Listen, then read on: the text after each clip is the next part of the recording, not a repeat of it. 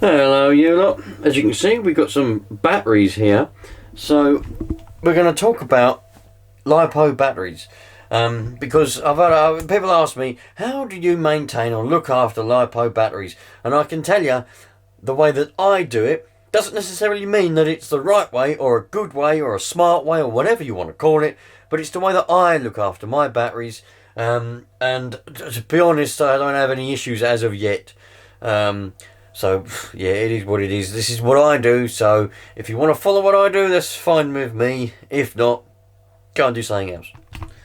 So it's important that you do look after LiPo batteries, because they can be quite volatile. They can be dangerous. It's as simple as that. I mean, any battery can be dangerous because their energy stored up in little cells like this one. 1, 2, 3 cells, because this is a 3-cell battery being a 3S. It's weird. I always find it weird how they call them 3 cells. The number there, 3, is how many cells it's got. This one here is a 2-cell battery, and it's a 2S. It doesn't actually sound it, does it? But it is. But cell begins with a C. So why they do it with an S, I probably did know at some point, but now I've forgotten and just don't know anymore. It's one of them things I find strange, but it's important you look after them. For many, many years, I didn't look after my batteries. This is one of the ones I didn't look after, and it's still here. I don't want to jinx it, I touch a wood like, but it's all right. Now, one of the things that you must do, now they do say that a LiPo battery can hold a charge for only 48 hours. I mean, I've had batteries, this one here is the one that I use for my engine heater, or one of my engine heaters. This is the other battery that I use for the other engine heater. I've fixed one of them, and it's a different story for a different video. So, anyway, I charge this up and just leave it fully charged, and then when I want to come and use it, I use it. At least I did, until I had a bit of a turn of a leaf and decided to start looking after it a bit better, because I want it to last. But that's a different story. It holds a charge for ages. I mean, I charged it one summer, left it all winter, come back to it in the summer, and it was still charged, and I still used it. So it was all right. But we're talking about the proper way of doing it. So this is what you got to do. To look after a LiPo battery properly, you need 2 pieces of equipment. Well, you don't really need this, but this is quite handy and very useful. But you do need a charger, which obviously is capable of charging LiPos, but has the storage function on it. Now, my other LiPo charger doesn't have storage, and it's a bit annoying because for ages I used to put the battery into a car or an engine heater, use it, turn it off when I thought it was about halfway, and then check it with the battery checker, because you should really store a LiPo battery. If you're going to store it for a week, 2 weeks, probably not the end of the world, but if you're going to store it for any longer than that, you know, some people would argue days, but you should store them at half of their capacity. So 50% charge, roughly.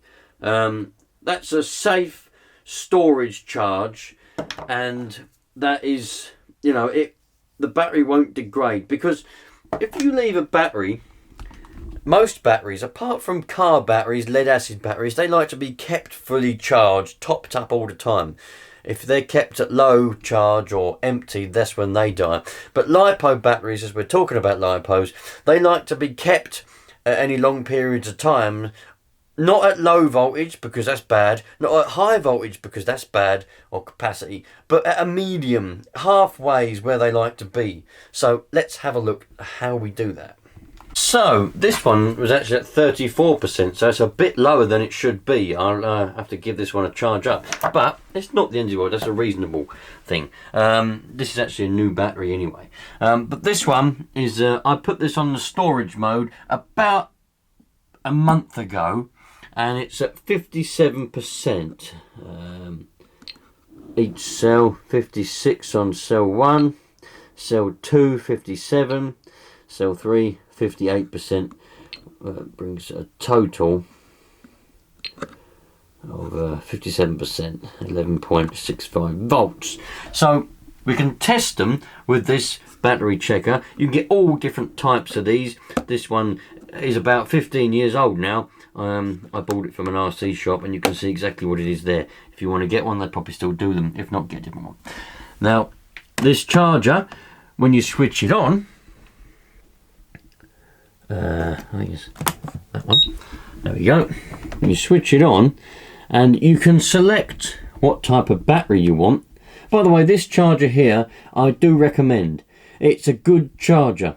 So far, it's a good charger. It charges everything that you would need at a reasonable rate and a relatively affordable price. So you can select the program and the type that you want. Battery type. Now let me just remember. Where is save data, load data, program,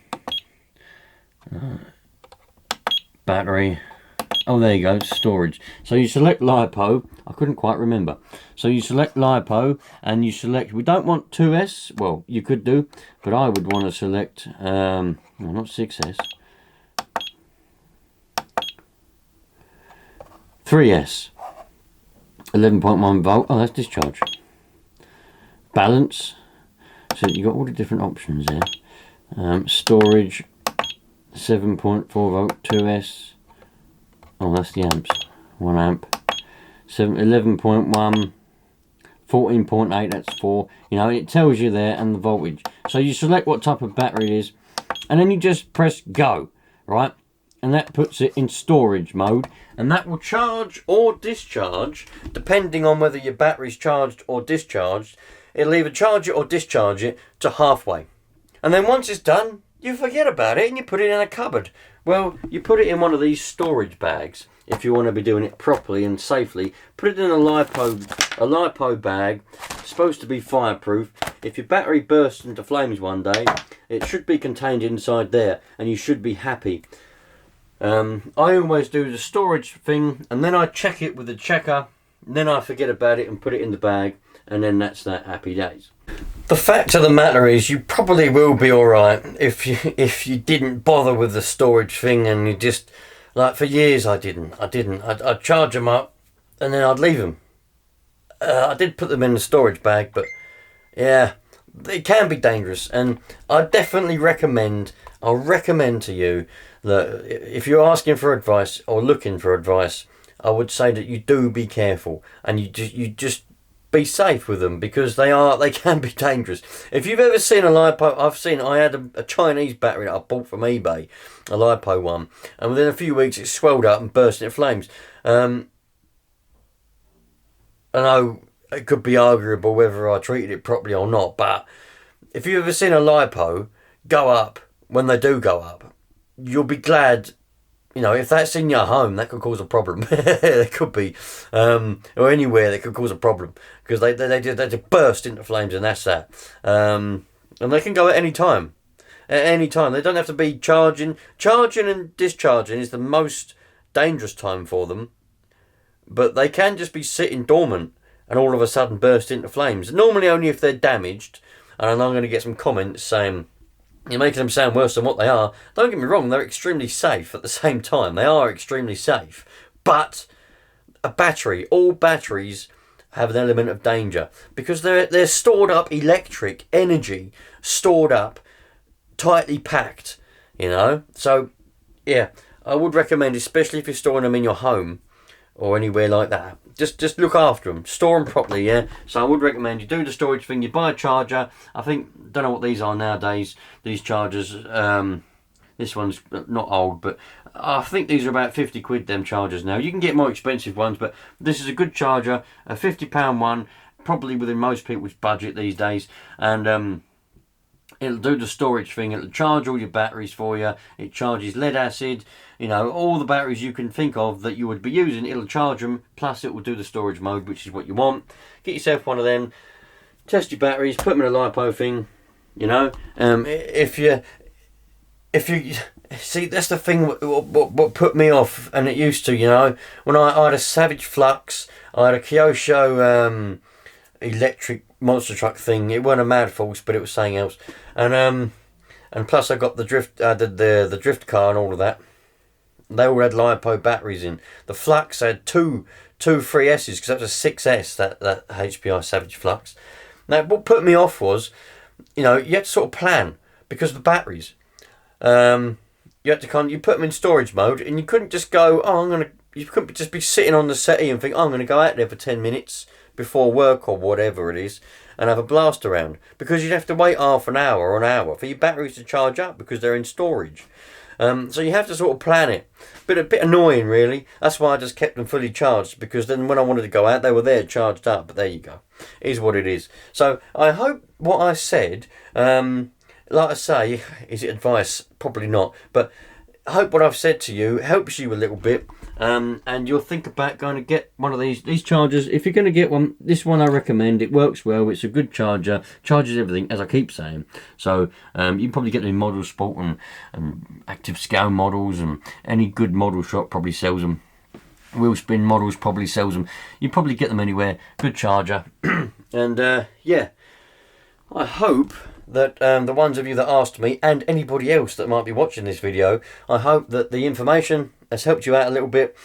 And yeah, just go and enjoy yourself, you lot, and have fun. And maybe think about getting a nitro car. A lot less preparation and a lot less hassle going on with nitro. Electric is a bit finicky. Catch you later on, you lot. All the best. One thing I forgot to mention, actually, no one ever told me this, but in my head it's common sense that really each battery should have its own bag. Reason being, if you've got two batteries in one bag and one battery decides it wants to explode but the other one's happily sitting there, that one, the battery next to it, could and might well do take out this battery as well. Whereas if there's one battery to one bags, each battery has its own bag. Even if you store them together like that, if one of them decides to explode, it should be contained in the bag. A lot of smoke will come out, but the fire should be contained, in which case any batteries nearby should still be okay to keep on using and be happy. Only one battery will die. So no one ever said that to me, but I reckon that's common sense personally, to be honest with you. But there you go. I forgot to say that earlier. Anyway, I'm off again now. Take care, you lot. All the best. And oh, by the way, don't forget, there's a big giveaway coming up soon. Probably not all that soon, but 10,000 subscribers, and there'll be a giveaway, hopefully, of some kind of car. Ciao for now, you lot.